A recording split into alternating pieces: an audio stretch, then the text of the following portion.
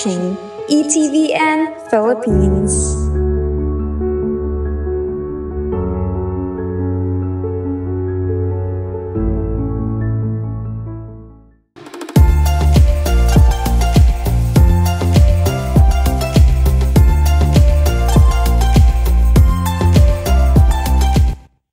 A blessed day po mga faith viewers natin dyan. So, palapit natin mga faith viewers.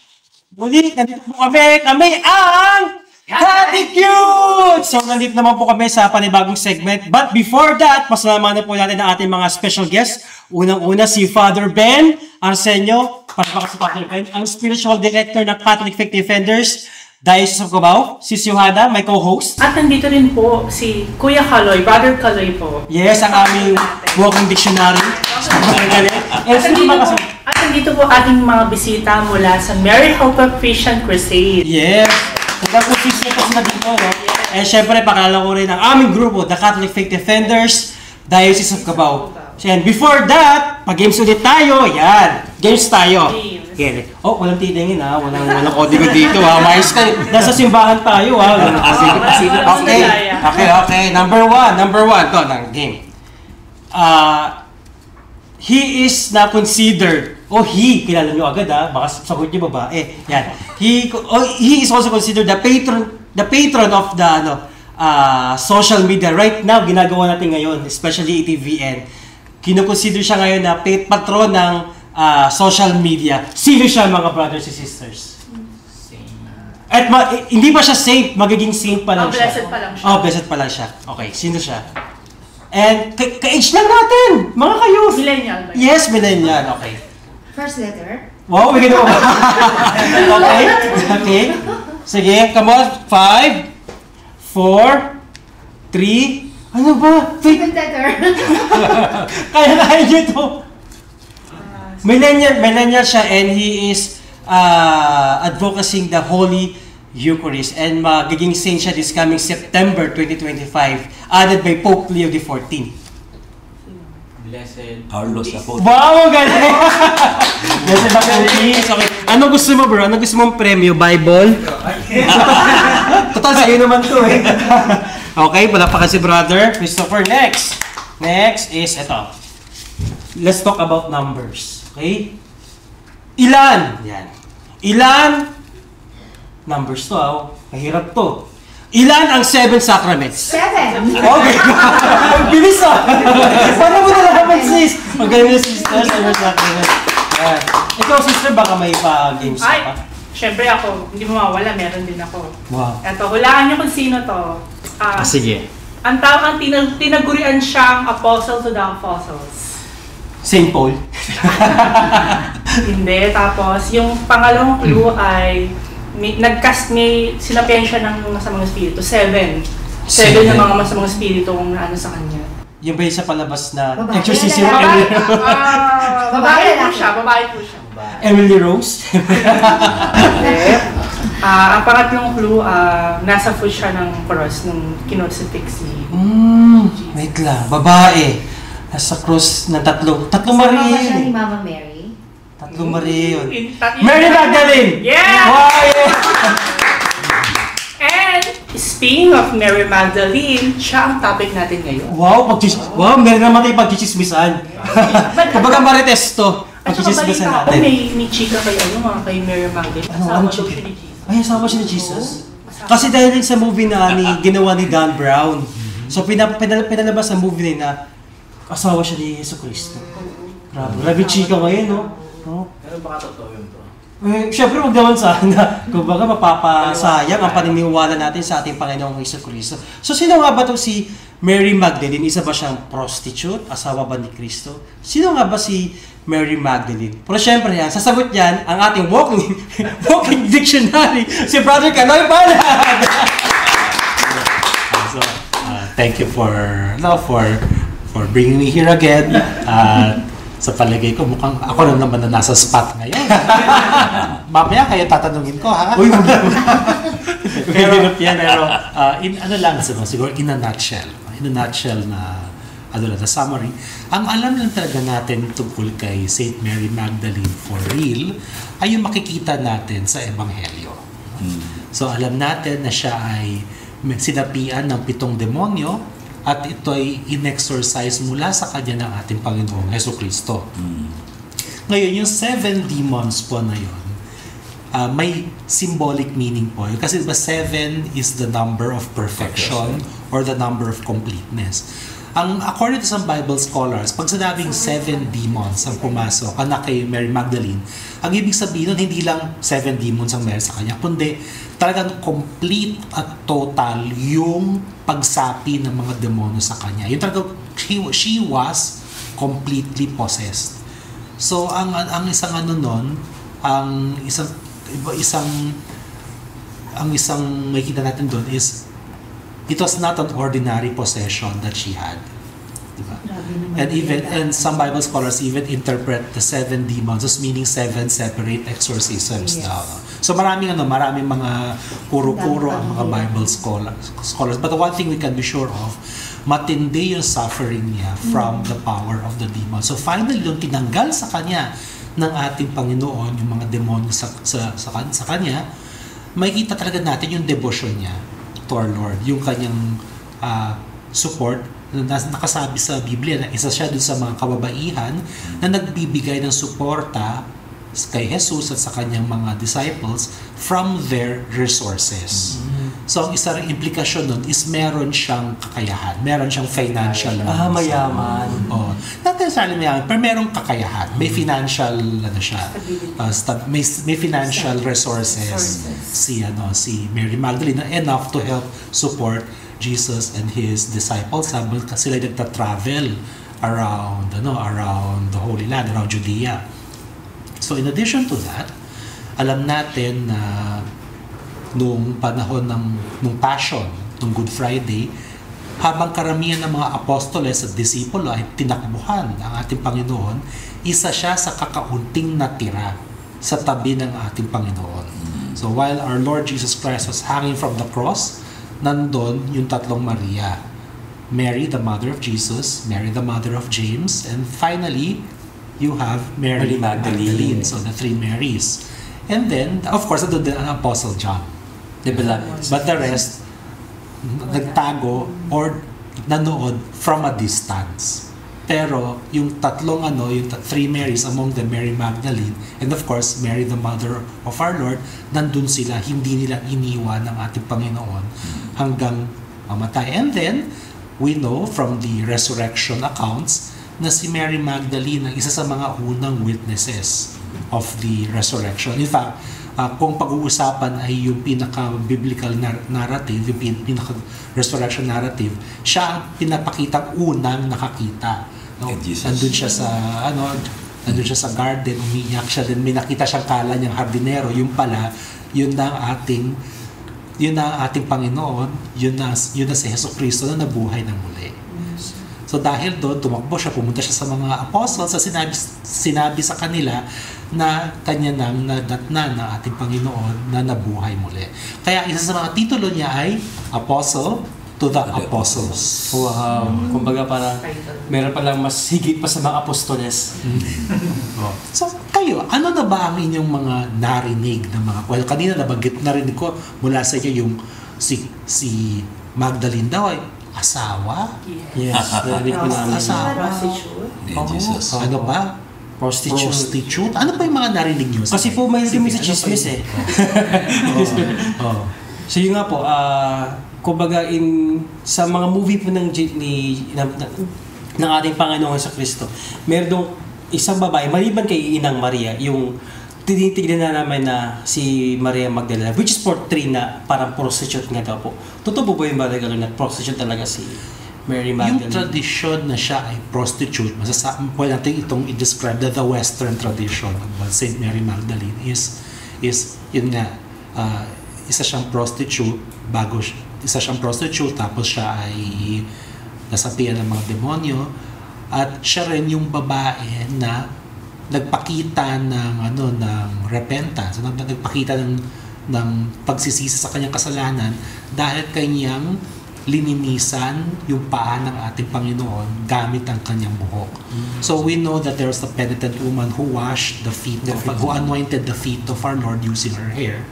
At in a sermon in the year 591, if I'm not mistaken, by Pope Saint Gregory I, one of the popes and doctors of the church, in-identify niya itong sinful woman na to with Mary Magdalene. So yun yung isang tradition. The Western tradition na makikita pa rin natin ngayon sa ating sacred art, madalas ang turing kay Mary Magdalene, siya ay isang penitent o isang former sinner.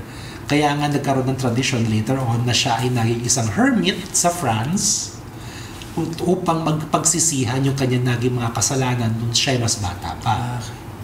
Pero meron din isang tradition na pwede natin tawagin the Eastern tradition na hindi siya yung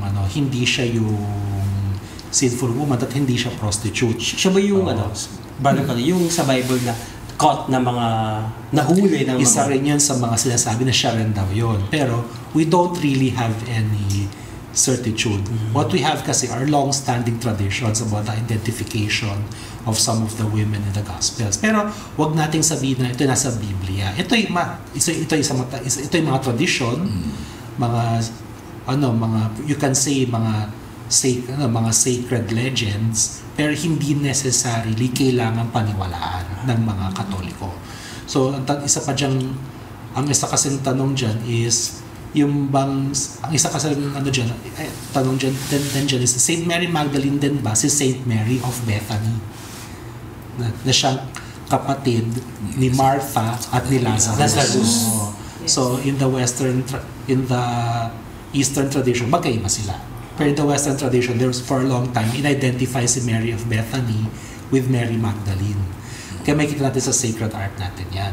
So may mga nagtatalo-talo may mga Bible scholars na sinasabi nila hindi magkapareho, hindi prostitute si Mary. Pero in recent years kasi, nagkakaroon din ng mga studies in patristics and hagiography sa buhay ng mga santo. Nasasabi na may posibilidad na hindi malayo sa posibilidad na meron talagang basis yung paniniwala na siya ay naging prostitute dati. So, ang gusto ko lang sabihin dito is whether or not siya ay former prostitute, ito yung mga tradisyon na hindi siya dogma ng simbahan. Pwede mong paniwalaan, pwede hindi. Ang importante para sa atin, si Saint Mary Magdalene ay napakabuting halimbawa ng isang tunay na witness kay Kristo. Nung siya'y pinako sa krus, hindi niya tinakbuhan si Kristo. Hindi siya nahiya kay Kristo. Hindi siya nahiya na siya'y naging disciple o follower ni Jesus Christ. At nung kanyang nakita yung resurrected Lord, hindi siya natakot na ibalita sa mga apostol kung ano yung nakita niya. So, she is a very strong example of a Christian witness. Kumbaga, regardless kung prostitute, kung hindi, kumbaga si Mary Magdalene na pinakamagandang ehemplo bilang isang Kristiyano na tagapagsunod ng ating Panginoong Hesus Kristo. Dagdag pa natin, maganda dyan, na isa siyang halimbawa na nagkasala, na tumalima at nagbago. Yes, so talagang regardless Nagbalik siya kay Kristo. The moment na nilinis siya, talagang na ipakita niya na ito, tatalikuran ko ang kasalanan at magbabago ko. Susunod ako kay Kristo. Actually, pwede rin natin kasi i-point out, nabagay ko nga kanina na meron siyang 7 demons. So, nagkaroon siya ng very strong at almost complete na possession. Hindi naman mangyayari yan sa iyo. Usually hindi naman yan mangyayari sa iyo kung wala kang ginawa to cause it. So malamang there was something in her previous life na may ginawa siya, kaya siya nasapian ng mga demonyo. So, but regardless kung ano man yung ginawa niya na yun, the fact is, siya ay lininisan ng ating Panginoon, tinanggal sa kanya yung mga demonyo, at siya ay naging napaka-devoted na follower ni Jesus Christ. And we can only hope to be like her. Amen. May sinabi ang Panginoon kay Mary Magdalene sa Bible, because she loves much, she was forgiven much. Wow. So, galing. Mas malalim ang kanyang pagmamahal sa Diyos, kaya malalim din ang pagpatawad sa kanya. Amen. So talagang maganda siyang ehemplo. So talagang hindi okay lang na paniwala na hindi, na ganito siya before, or ganyan. May iba't ibang tradition. May iba't ibang- Let's not be too focused on ano man yung mga tradition. Yes. Kasi importante, ano yung kanyang ano yung meaning, ano yung example niya para sa atin. Yes. Kasi siguro ako naman ang magtatanong. Father, kung si Mary Magdalene ay isang example, isang halimbawa ng kasi i-take natin siya bilang isang halimbawa ng pagsisisi. Paano ba maging isang Kristiyano na tunay ang pagsisisi? Paano ba mabuhay na talaga pinakikita natin na tayo tumatalikod na sa mga nagawa nating kasalanan dati? Kasi ang importante sa, nangungumpisa tayo pagpapahayag na yun na ikaw nagsisisi. Ang importante, hindi yung pagsabi ng kasalanan, kundi ang pagsisisi. Kasi ang pagsabi ng kasalanan, yun ay expression lang yun, verbalization ng ating pagsisisi. Kaya ang pagsisi talaga nandoon sa ating kalooban. Tapos, pinaparating natin sa pare. Di ba? Kaya interior penance. Yan ang mahalaga talaga sa pagsisisi. At sinasabayan mo ng pagbabago. Di ba? You express it in doing good works. Yes, so hindi Bear lang fruits. magsisisi. May bunga ang yung pagsisisi. Hindi lang yung, siyempre, iwasan mo yung kasalanan. Kasi kung tayo ay mangumpisal, sinasabi natin sa act of contrition, di ba? Oh my God, avoid the near occasions of sins. Okay, so kung tayo ay tunay na nagsisisi, iiwasan natin yung mga bagay-bagay na nagdala sa atin sa pagkakasala. Kasi kung tunay ka nagsisisi, di ba? Iwasan mo na yung mga Kumbaga, di mo na babalik mga sirkumstansya, mga tao, bagay, o lugar Yes. na nagdala sa iyo sa pagkakasala, sa occasion, and then ang pagbabago mo, gumagawa ka ng mabuti, parang paghilong, pagbabayad ng mga kasalanan natin nagawa. Nakagaya na ginawa Yan ang tunay pagsisisi. ni Maria Magdalena. Tsaka dagdag ko rin, mga brothers, sisters. Si Saint Magdalene, imagine, siya yung nandun sa foot sa paanan siya ng krus ni Cristo. Parang na-imagine ko na wala siyang kasama doon ng mga apostoles. Diba, parang Maliban kay karamihan John. Yes, maliban po kay San Juan na nandun. Parang inaano ko po siya na parang bilang isang sa ating mga kababaihan. Parang importante siya bilang isang icon ng isang kababaihan, ng mga kababaihan. Yes. Kasi parang siya yung nagsisi, siya yung nagsisi sa kanyang mga kasalanan. Kung may mga kasalanan man siyang nagawa, di ba? Parang sa feeling ko sa palagay ko, parang magiging example siya ng mga kababaihan. Hindi lang noon, syempre ngayon din, di ba? Parang yun ang ano. Wow, alam mo, Yes. the way ka magsalita, nakakita ko si Mary Magdalene sa'yo. Baka maniha. Amen. Ibig sabihin ba nun, marami kang kasalanan? Ay, Hindi ko na po sinasabi na ako'y santo. May mga kasalanan din po ako. Pero higit po sa lahat, hindi po mahalaga ang ating mga kasalanan ng past. Ang mahalaga po ay tayo nagsisi at Amen. lumapit sa Panginoon at nagsisi. Sister? So sa akin kasi, naging modelo ko siya dahil sabi nga natin makasalanan ni Mary Magdalene. At least according to tayo yung as mga ilang tao traditions. talaga naman, makasalanan din. Pero meron pagkakataon, bakit hindi natin gamitin yung pagkakataon na ito, na once na nagsisi tayo, pinatawad tayo ng Diyos, nilinis tayo ng Diyos, talikuran natin ang kasalanan at magbago tayo, gawin natin kung ano yung mabuti sa lahat, sa kapwa natin, sa sarili natin, di ba? Kabutihan ang kailangan natin gawin Amen. para maipakita natin na ang Diyos ay buhay. Amen. So, yun nga po, Brother Galeno. So, maganda naman pala yung siguro background ni Mary Magdalene and pwede siya talagang maging, hindi pwede, talaga siyang, maganda siyang ehemplo sa atin bilang isang tagapasunod ni Cristo. Siyempre po, ito na yung pangalawang issue, chika, di ba? Chika na tayo, Chika na. May isa pang chika. Siyempre, sobrang dikit na kay Cristo, di ba? Babae tsaka lalaki, sobrang dikit. Baka naman, nagkaroon sila ng relasyon. Kagaya sinasabi ni Dan Brown sa movie na na Da Vinci Code. Da Vinci. Yes. Kasi sa movie na yun pinapalabas na mayroong bloodline from Christ down to Christ and Mary Magdalene. Nabuhay yung ancestral nila.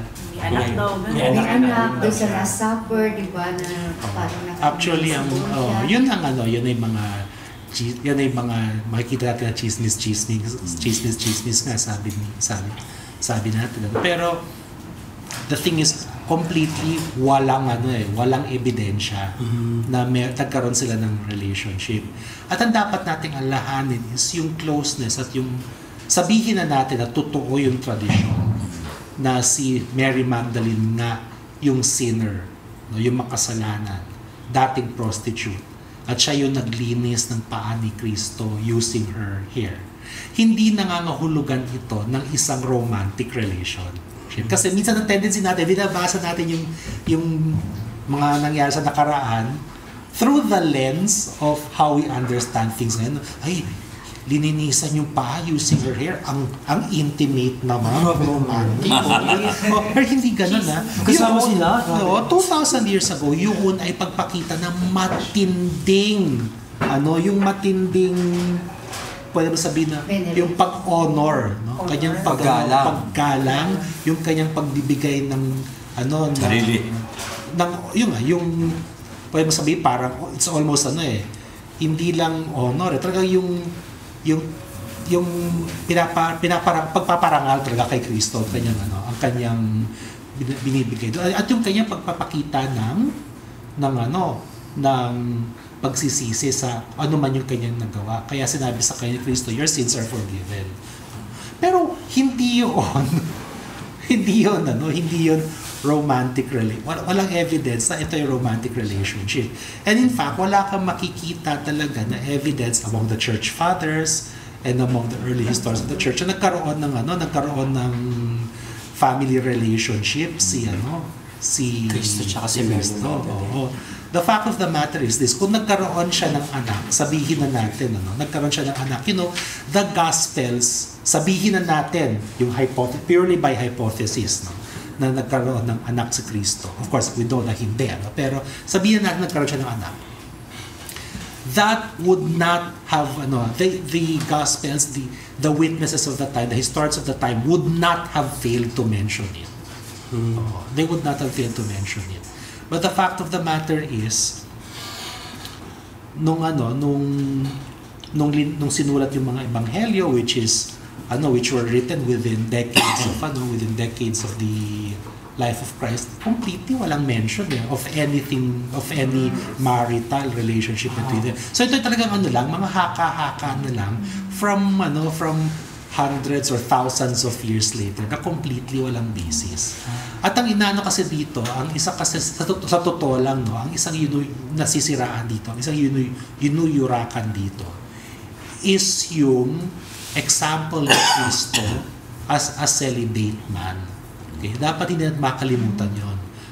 Christ did not have a family and he was pure of any sexual intimacy. So to indicate na nagkaroon siya na he, the God-man, took a wife for himself is an attack on his purity. It's an attack on his holiness and on his virginity. At it also poses all sorts of problems. You can just imagine kung siya 100% Diyos, 100% tao, nagkaroon siya ng anak. Ano yung anak niya na yun, di ba? It's actually an attack also on the divinity of Christ. The fact of the matter is, he came to be our Savior. He died for us. He was the perfect model of what it is to be someone completely committed to God.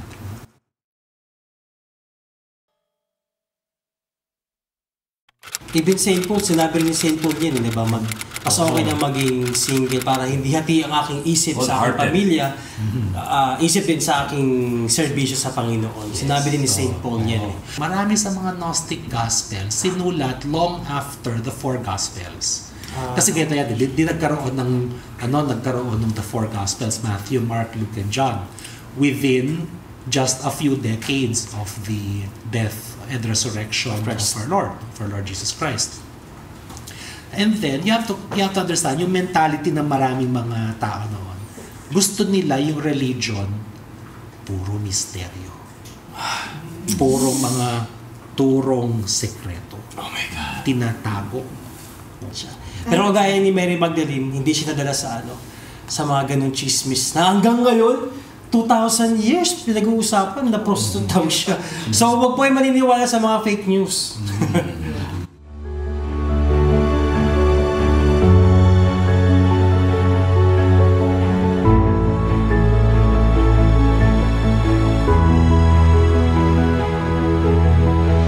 You're watching ETVN Philippines.